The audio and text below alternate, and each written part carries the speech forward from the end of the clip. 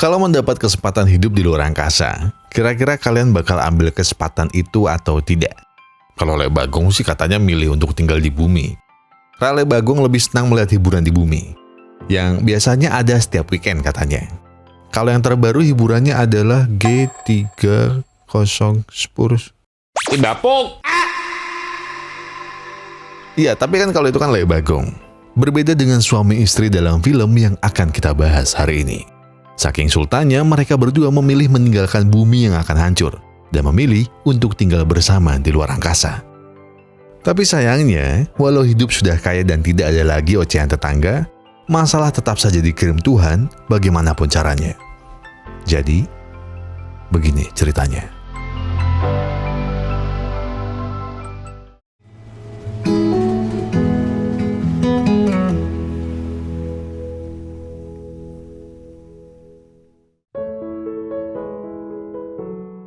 Di akhir abad ke-22, hampir seluruh tempat di bumi sudah tidak layak lagi dihuni. Polusi, bencana, dan padatnya populasi menjadi alasan dibalik kerusakan di bumi. Para sultan-sultan di seluruh dunia juga mulai mencari alternatif tempat tinggal lain, dan yang mereka pilih adalah luar angkasa. Satu dari sekian banyak sultan yang tinggal di luar angkasa adalah Naoki Saito. Hari itu dia diinterview oleh salah satu media terkait bagaimana kehidupan di luar bumi. Kata Naoki, hidup di sini jauh lebih tenang. Dan bila mereka membutuhkan apa-apa di bumi, maka sudah ada teknologi yang mengirimkan barang-barang itu ke sini. Tapi Naoki di sini tidak sendiri. Dia bersama istri tercintanya yang bernama Mayumi Hirose. Ia merupakan pengrajin tembikar yang dulunya sangat terkenal saat di bumi. Awal pertemuan mereka juga dimulai dari toko tembikar milik Mayumi. Di sana Naoki yang sedang kehujanan tak sengaja mampir ke toko Mayumi. Dan sejak saat itulah cerita cinta mereka berdua dimulai. Tak hanya mereka berdua, Naoki juga memiliki Kyu. Dia adalah robot yang memiliki kecerdasan seperti Naoki. Robot inilah yang menyiapkan segala keperluan yang Naoki dan Mayumi butuhkan. Namun walau kehidupan keduanya terlihat baik-baik saja, Mayumi kerap mengalami halusinasi aneh di dalam pikirannya. Ia selalu merasa ditikam dan dihabisi. Pikiran-pikiran ini terus menghantui alam bawah sadar Mayumi. Melihat istrinya dalam kondisi yang tidak baik-baik saja, Naoki segera membawa Mayumi untuk berobat ke dokter, yang seringkali memeriksa kondisi Naoki dan sekeluarganya dulu. Beliau bernama Dr. Ogasawara. Melalui teknologi bernama Metaspace, keduanya menemui Dr. Ogasawara. Mayumi pun menceritakan segala keluhannya. Telinganya yang berdengung, kepalanya yang kerap sakit, kesulitan bernafas, dan perasaan tak mengenakan lainnya, Mayumi ceritakan pada dokternya. Dr. Ogasawara segera memvonis Mayumi mengalami PTSD, sebuah gangguan stres pasca trauma. Terakhir kali Mayumi berada di bumi, ia mengalami bencana tsunami dan harus koma selama bertahun-tahun. Bencana itu juga membuat Mayumi mengalami amnesia anterogit, di mana otak Mayumi kesulitan untuk membuat memori baru setelah kejadian bencana itu. Dr. Ogasawara juga akan meresepkan obat, serta meminta Mayumi untuk lebih rileks, agar gejala-gejala yang ia alami tak semakin parah dari hari ke hari.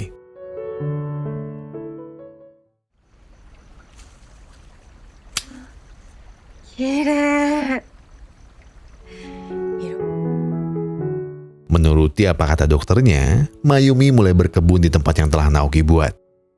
Naoki menciptakan agroteknologi demi dapat membuat sayuran dan buah-buahan yang bisa tumbuh lebih cepat dan lebih sehat walaupun tanpa sinar matahari menyinarinya. Mayumi bertanya pada Kyu, enaknya masak apa hari ini untuk Naoki?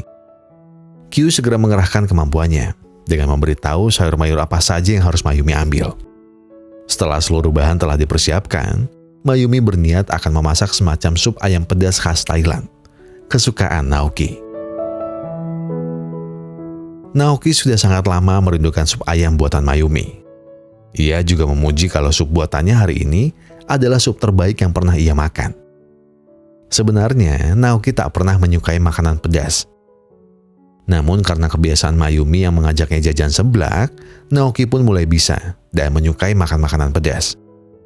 Mayumi yang mendengar itu segera mencatatnya. Tiap kali Mayumi mengingat sesuatu, ia membuat catatan di antara pot-pot tumbuhan di ruang makannya. Hari pertama bertemu, hari pernikahan, dan hari di mana mereka pindah ke rumah pinggir pantai. Itu juga Mayumi catat di sana. Mayumi juga meminta izin pada Naoki untuk kembali ke bumi. Itu agar ia bisa merangkai kembali ingatannya yang tertinggal di sana. Tapi Naoki melarangnya.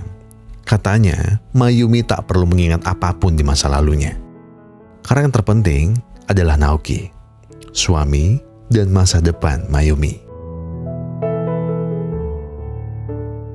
Adu penalti yang harusnya berjalan seru terpaksa harus dihentikan oleh Naoki. Ia merasa ada yang tak benar dengan hidupnya. Apa yang Naoki lakukan tentu membuat Mayumi diluputi perasaan bersalah dan merasa ia tak lagi bisa membuat Naoki bernafsu. Perdebatan di antara keduanya mulai terjadi setelah kejadian tadi. Kata-kata menyakitkan yang keluar dari mulut Mayumi pun menyakiti hati Naoki.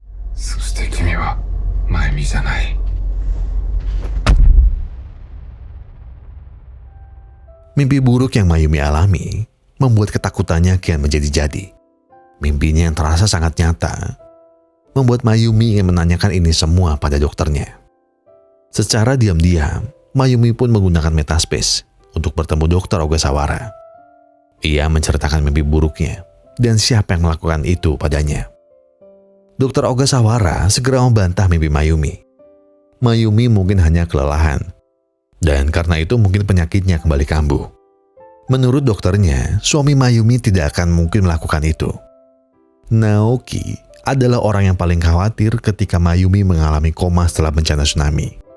Karena kejadian itu juga, dokter untuk pertama kalinya melihat Naoki meneteskan air mata.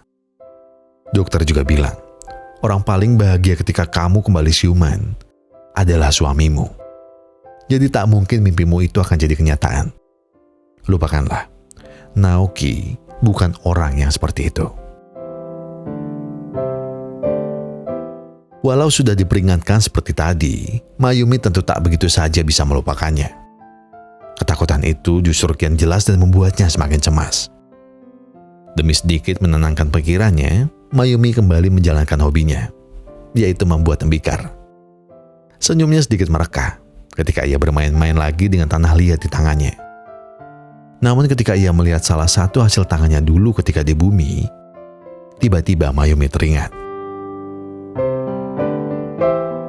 Dulu toko Mayumi pernah didatangi oleh orang aneh yang menyukai Mayumi. Ia kerap datang dan menggoda Mayumi. Hingga pada suatu hari, orang itu memecahkan berbagai hasil tangan Mayumi. Dan itu sudah pasti membuat Naoki tak senang dan segera menghajarnya.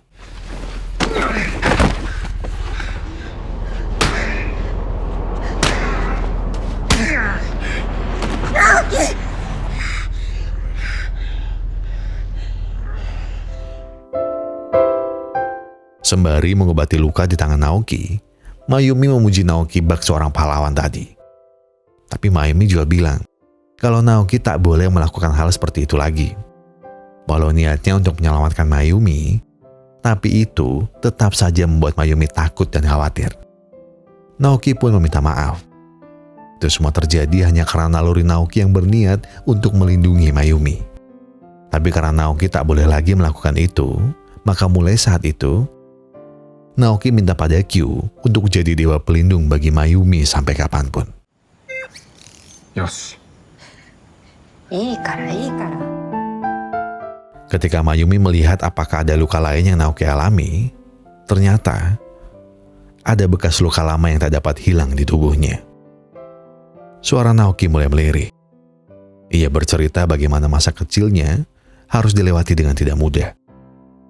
Ayahnya yang kasar dan sering menyundutkan cerutunya ketika marah adalah kegiatan sehari-hari Naoki ketika masih kecil.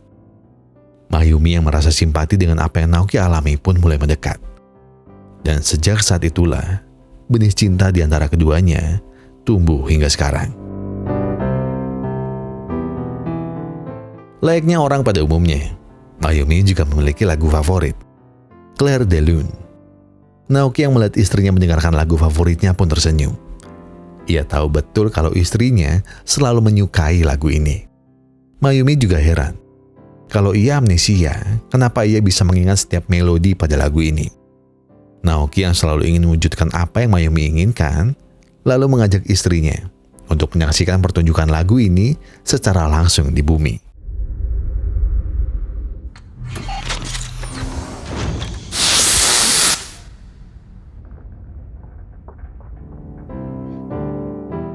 Muka Mayumi seketika cerah ketika Naoki benar-benar akan mengajaknya ke bumi. Sembari menunggu kendaraan yang akan menjemput mereka ke bumi, Naoki juga menunjukkan gerhana bulan yang sedang terjadi. Naoki tiba-tiba mulai berjalan ke belakang.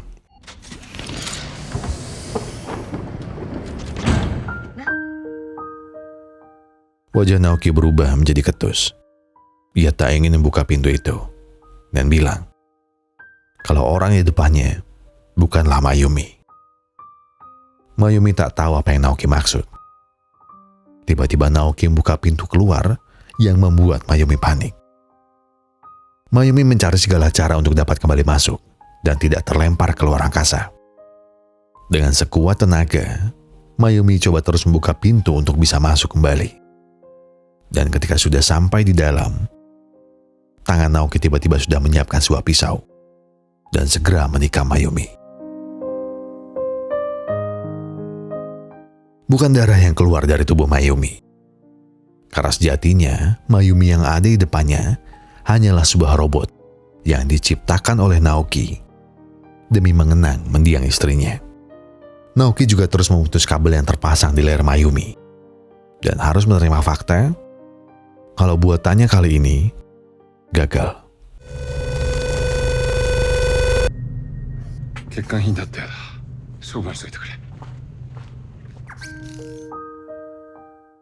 Walau semua robot ini adalah ciptaan Naoki, tapi tangis dan kesedihan tetap tak dapat ditahan oleh Naoki. Ia sangat merindukan istrinya. Ia ingin kembali ke pelukan Mayumi lagi. Walau raganya telah tiada, tapi segala kenangan dan memorinya masih terekam jelas di pikiran Naoki. Saking berisiknya pikiran Naoki, ia tak dapat lagi tidur dengan tenang. Kegelisahan terus menyelimuti pikirannya. Seluruh perasaan bersalah terus berkeliaran di kepala Naoki. Tiap mengingat Mayumi yang sekarang telah pergi. Demi mengobati semuanya, Naoki kembali bertemu dengan Dr. Ogasawara. Ia bertanya, apakah dokter menggunakan file memori yang salah pada robot Naomi? Karena seharusnya pada file itu, Mayumi belum tahu lagu Clair de Lune. Naoki tak suka dengan kenangan di balik lagu itu. Maka dari itu ia tak ingin Naomi dengan versi yang telah menghafal lagu itu. Jadi, Naoki meminta Dr. Ogasawara untuk membuatkan Mayumi versi terbaru. Walau dokternya menolak, tapi Naoki memaksanya. Tubuh Mayumi yang baru telah ia pesan. Jadi ia tidak mau tahu. Dr. Ogasawara harus membuat Mayumi versi lebih canggih dan tanpa cacat sedikit pun. Demi mendapatkan hasil terbaik, dokter meminta Naoki untuk menunjukkan versi ingatan mana yang ia inginkan. Naoki lalu meminta Dr. Ogasawara memilih tanggal di mana hubungan pernikahan mereka sedang hangat-hangatnya, yaitu hari di mana mereka sedang bulan madu di sebuah pantai. Keduanya juga merencanakan bagaimana cara mereka membuat Mayumi baru percaya kalau ia tadinya koma dan tidak sadarkan diri selama bertahun-tahun. Namun kali ini, Naoki tak lagi ingin berbohong, seperti yang ia lakukan pada Mayumi versi sebelumnya. Ia akan berkata jujur pada Mayumi versi baru.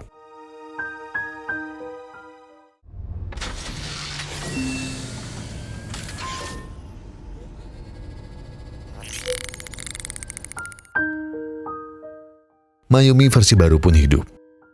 Ia terheran-heran saat ini ia sedang berada di mana. Naoki lalu menjelaskan semuanya. Kejadian itu telah terjadi 5 tahun lalu. Persis setahun setelah bulan madu mereka saat itu. Mayumi meninggal karena kecelakaan. Mayumi masih heran. Ia seakan tak percaya. ia tak mengerti apa yang Naoki maksud. Karena ketika ia berkaca, tak ada yang berubah sama sekali di tubuh Mayumi. Bahkan pelukan Naoki juga masih terasa hangat seperti dulu kala. Naoki mengucapkan banyak terima kasih karena Mayumi telah kembali ke pelukannya lagi. Keesokan harinya, ketika kembali membuat tembikar, Mayumi dilempar kacang oleh Naoki. Tapi tak ada satupun lemparan Mayumi yang bisa mengenai Naoki. Berbeda dengan Naoki, kemanapun ia melempar, arahnya akan selalu tepat kepada Mayumi. Mereka berdua terus bercanda tawa satu sama lain. Hingga akhirnya, sebuah figura foto terjatuh karena lemparan itu. Foto itu adalah foto pernikahan Mayumi dan Naoki. Mayumi mengambil foto itu sambil menceritakan bagaimana bahagianya mereka berdua hari itu. Tapi Naoki menimpali. Hari itu memang bahagia. Tapi hari-hari setelah hari itu juga tidak kalah bahagianya bagi Naoki. Jadi demi merasakan kebahagiaan di antara keduanya, Naoki pun mengajak Mayumi untuk bulan madu lagi.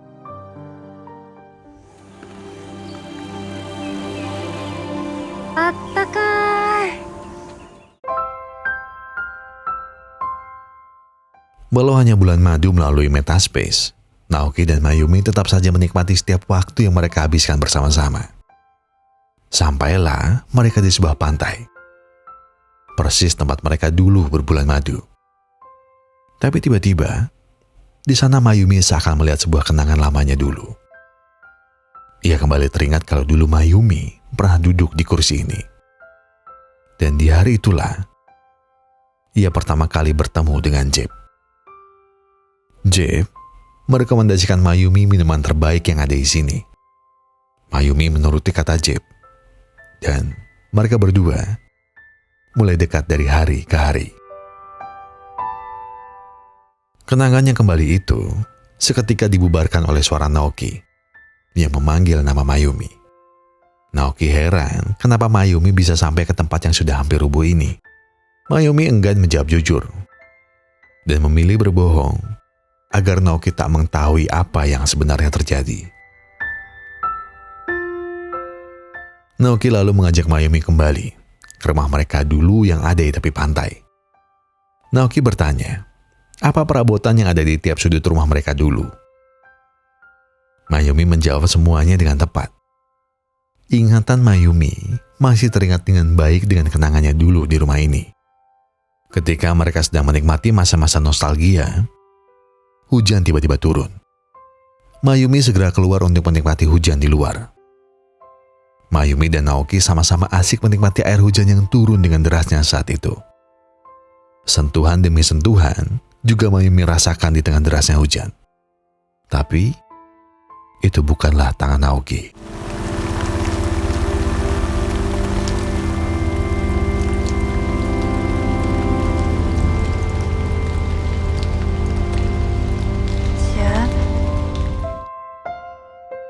Tatapan kosong terpancar jelas di mata Naoki. Ia tak percaya apa yang baru saja ia rasakan. Tapi Naoki coba menyimpan segala rasa sakit itu. Ia coba tetap tersenyum di depan Mayumi.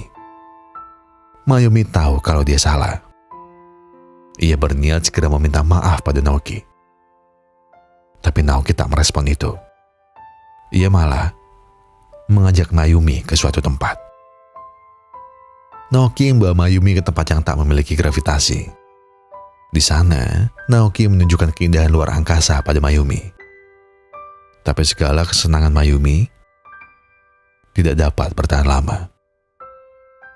Mayumi kembali meminta maaf. Ia tahu apa yang ia lakukan salah dan telah menyakiti hati Naoki. Tapi Naoki tak mementingkan itu semua. Baginya adanya, Mayumi di sini sudah jauh lebih dari cukup. Dan ia tak mau memikirkan hal-hal lainnya yang tidak penting.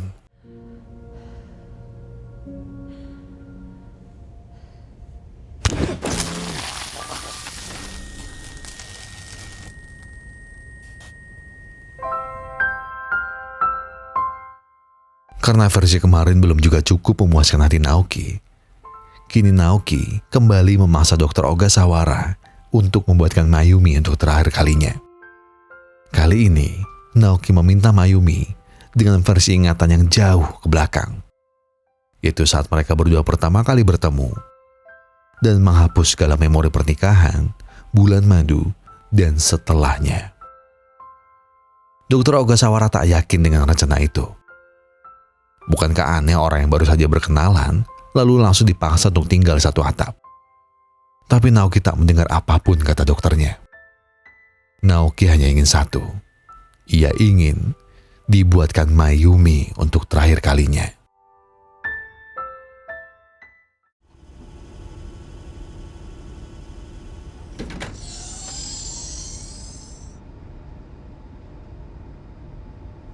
Naoki-san. Persis seperti tebakan Dr. Ogasawara. Mayumi versi terbaru ini sudah pasti takut dan tidak nyaman selama tinggal bersama Naoki. Ia merasa dipenjara dengan orang yang tidak ia kenal. Ia tidak bisa pergi kemana-mana. Dan ia harus dipaksa terus berada di sana. Naoki menceritakan hidup mereka berdasarkan ingatan Naoki. Mayumi dan Naoki akan saling jatuh cinta, membina rumah tangga, bulan madu, dan memadu kasih layaknya pasangan sehidup semati. Naoki juga bilang, kalau Mayumi boleh pergi setelah beberapa hari, jika memang ia tak berhasil menyukai Naoki. Mayumi tetap sulit memahami apa yang dimaksud oleh Naoki. Tapi karena tak ada pilihan lain, Mayumi pun menurutinya dan melakukan apa yang Naoki inginkan. Selama Mayumi di sana, Naoki memperlakukannya dengan sangat lembut. Ia juga membiarkan Mayumi tidur di kamarnya sendirian. Tapi sebelum tidur, Mayumi bertanya satu hal. Naoki, apakah kita bahagia selama menikah? Naoki menjawab, kalau selama 6 tahun mereka menikah, mereka selalu bahagia. Mendengar jawaban yang menenangkan hatinya, Mayumi pun lalu mencoba untuk segera tidur. Sayangnya, hingga terang, Mayumi tak dapat memejamkan matanya sama sekali. Matanya terus terjaga karena ia masih merasa takut dan cemas dengan kondisi yang harus ia lewati sekarang. Karena susah tidur, Mayumi pun lalu mencari kegiatan lain. Dan ketika ia duduk di kursi rias, Mayumi menemukan sari kertas dengan tulisan, Naoki akan menghabisimu. Ohayo. Belum sempat mencerna tulisan tadi, tiba-tiba Naoki datang. Naoki yang tahu ada yang tak beres dengan Mayumi, lalu bertanya, apa yang sebenarnya terjadi? Mayumi berkelit dengan bilang kalau ia hanya kurang tidur. Mendengar itu, Naoki mempersilahkan Mayumi untuk istirahat lebih banyak ketika Naoki nanti bekerja. Dan setelah Naoki pergi, Mayumi coba kembali mencerna tulisan di kertas tadi dan merasa ada yang tak beres dengan tempat ini. Mayumi lalu segera mencari Kyu. Ia bertanya di mana pintu keluar untuk Mayumi bisa kabur dari tempat ini. Kyu tak menjawab sedikit pun. Tapi ketika Mayumi terus memohon, Kyu akhirnya mau menjawab dan akan memberitahu di mana jalan keluarnya. Dibawalah Mayumi ke sebuah lift yang mengarah ke sisi pesawat yang lainnya. Setelah sampai, Mayumi bertanya pada Kyu, apakah Kyu yang menuliskan surat tadi untuknya? Tapi Kyu membantahnya, dan bukan dia yang menuliskan surat itu. Di tengah kebingungan yang Mayumi rasakan, tiba-tiba ada suara yang menjawab, kalau dialah yang menulisnya. Orang itu adalah Mayumi dari versi sebelumnya. Mayumi versi terbaru masih bingung dengan adanya Mayumi lainnya. Tapi tak hanya mereka berdua. Ada belasan Mayumi-Mayumi lain yang sudah dihabisi Naoki karena tak sesuai dengan apa yang dia mau. Kyu lah yang menyelamatkan robot-robot Mayumi ciptaan Naoki. Kyu bisa dibilang adalah sisi manusiawi dari diri Naoki. Semua versi Mayumi mereka memiliki celah masing-masing. Maka dari itu Naoki menghabisi mereka tanpa ampun dan membuat versi Mayumi yang baru. Mayumi versi lama terus memaksa Mayumi versi baru untuk kabur. Tapi Mayumi baru terus menolaknya dengan alasan ia masih tidak tahu untuk apa pergi dari sini. Mayumi versi lama lalu menceritakan semuanya. Naoki adalah suami yang sering menyiksa istrinya. Emosinya tak dapat dikontrol. Dia adalah orang yang egois. Naoki tak pernah menyukai Mayumi. Ia hanya terobsesi memiliki Mayumi. Terlebih lagi ketika Mayumi mendengar lagu Claire de Lune dan lebih memilih Jeb dibanding Naoki. Ketika Mayumi memilih pergi dan menunjukkan segala luka yang diakibatkan dari perilaku Naoki, Naoki tetap tak terima. Ia terus berjanji untuk berubah dan menjadi lebih baik. Tapi setiap kali Naoki berjanji, satu luka di tubuh Mayumi bertambah. Bahkan saat Mayumi sudah di jalan untuk menunggu bis, Naoki kembali datang. Suaranya kian meninggi dan lagi-lagi membuat Mayumi takut. Walau minta maaf untuk tidak melakukannya lagi, tapi nyatanya Naoki masih membawa pisau dan berniat untuk melukai Mayumi. Mayumi kian ketakutan. Ia sudah berada di tepi jembatan dan tidak tahu lagi harus lari kemana. Nada bicara Naoki semakin keras. Amarahnya kini sudah tidak dapat dia tahan lagi. Iya,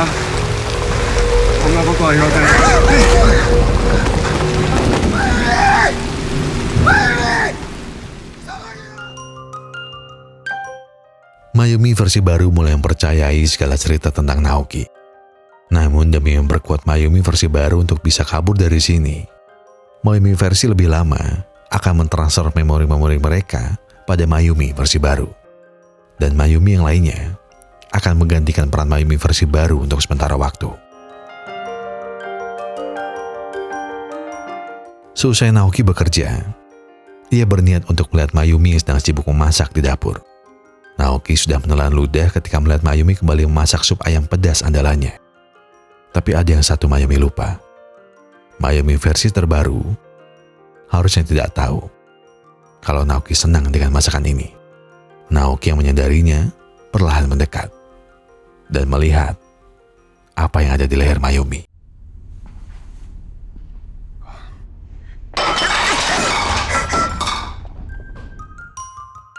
Naoki terus-terusan buru Mayumi. Langkah Naoki tertuju pada kebun buatannya. Di dalam kebun, Mayumi versi lama coba bersembunyi di sela-sela tanaman yang ada di sana. Sementara Naoki tanpa ampun sedikit pun terus memburu Mayumi dimanapun dia berada. Hingga akhirnya mereka berdua bertemu. Walau Mayumi kian terpojok dan tertekan, tapi ia telah menyiapkan rencana lain untuk kabur dari Naoki.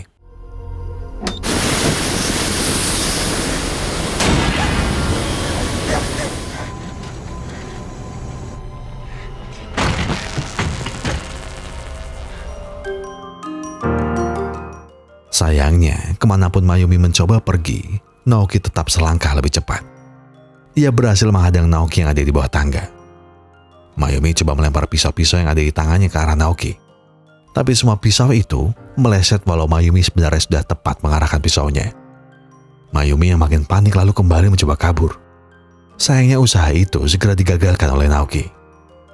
Tanpa berlama-lama, Naoki segera menembus leher Mayumi menggunakan pisau. Dan segera mencari di mana Mayumi yang baru. Proses transfer memori Mayumi kini telah selesai semua. Seluruh versi lama Mayumi coba menguatkan Mayumi yang baru agar dia bisa kabur dari sini. Tapi tiba-tiba sirine berbunyi. Lalu sebuah pisau keluar dari pintu lift yang tertutup. Naoki berniat untuk menghabisi Mayumi yang baru saat ini juga. Sembari menjauh dari serangan Naoki, Mayumi bilang, kalau kini ia bukanlah Mayumi yang murni buatan Naoki. Ia telah melakukan transfer memori baru, yang berbeda dengan apa yang Naoki buat. Tapi Naoki tak peduli apapun celotehan dari Mayumi. Dan dia segera menyerangnya.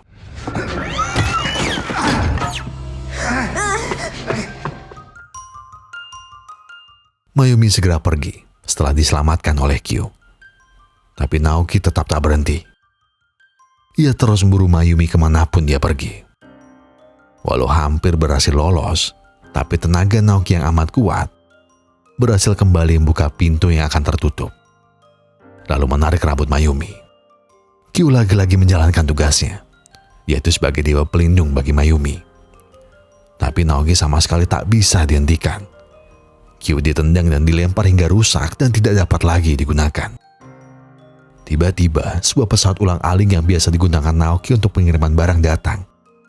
Naoki heran, padahal ia tak memesan pesawat itu hari ini. Lalu Mayumi segera menjawabnya, kalau pesawat itu memang bukan untuk Naoki, tapi untuk dirinya. Ia tadi memesan pesawat untuk kembali ke bumi. Dan semua itu berkat bantuan dari Kyo. Dan rencana Mayumi ternyata tidak hanya itu.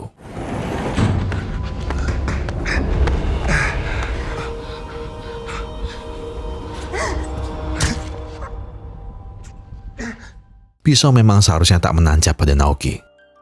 Tapi karena ada 4 robot Mayumi di sekitar Naoki, maka pisau itu pun hanya bisa memiliki satu target, yaitu di tengah-tengah antara mereka berempat, alias tubuh Naoki. Seluruh versi Mayumi datang berkumpul. Mereka semua bilang kalau mereka tak akan pernah memaafkan Naoki. Dan ini adalah bentuk balas dendam dari segala perilaku bejat yang kau lakukan selama di sini dan juga di bumi. Naoki beralasan kalau ini semua ia lakukan karena Mayumi yang lebih memilih Jeb dibanding dirinya. Tapi Mayumi sama sekali tak pernah berpikir seperti itu. Ini semua karena kekerasan dan caramu memperlakukanku yang tak manusiawi. Selalu menyakitiku kapanpun kau mau. Aku dan Jeb tak memiliki hubungan apapun. Jika kau tak pernah melakukan itu padaku, tidak mungkin Jeb masuk di hidupku. Kau bahkan tak pernah memberiku kesempatan untuk bicara bagaimana faktanya. Kau hanya peduli dirimu sendiri dan semua emosi-emosimu itu. Kalau kau masih tak sadar dengan kelakuanmu, coba lihatlah kami sekarang. Lihat, kami semua adalah Mayumi yang kau buat sendiri dan kau habisi sendiri. Kau memang lebih pantas disebut sebagai seorang ilmuwan gila dan tidak punya hati. Aku tahu lukamu di masa kecil memang traumatis bagimu. Tapi rasanya, kau tak perlu meneruskan rasa trauma itu padaku atau pada orang lain. Dan karena semua telah terlambat, dan kami tak bisa lagi maafkanmu, maka kami semua akan mengirimmu kembali ke bumi dan hidup terpisah dengan kami.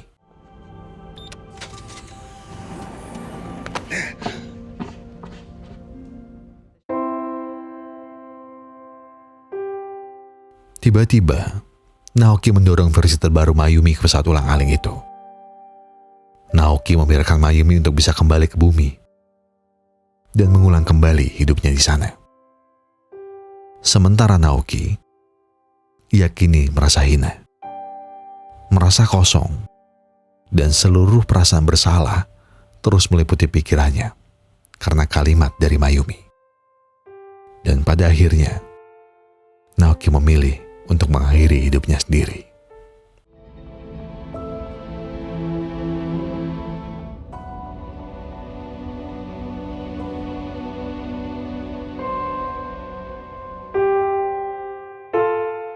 Kalian pernah dengar kalau lidah itu adalah senjata paling berbahaya yang pernah diciptakan oleh Tuhan?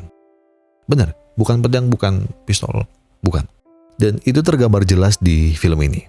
Seluruh kata-kata Mayumi terus berputar di kepala Naoki. Perasaan bersalah, trauma masa kecil, ilmuwan yang gagal, dan ya banyak. Banyak lagi rasa bersalah yang terus berisik di kepala Naoki. Dan alasannya kenapa Naoki mengakhiri hidupnya sendiri ya mungkin satu kali ya. Naoki gak ingin hidup dalam bayang-bayang rasa bersalah. Memang benar dia itu kaya, dan dia bisa menciptakan Mayumi-Mayumi lainnya. atau kebahagiaan lain yang bisa ia cari menggunakan uangnya.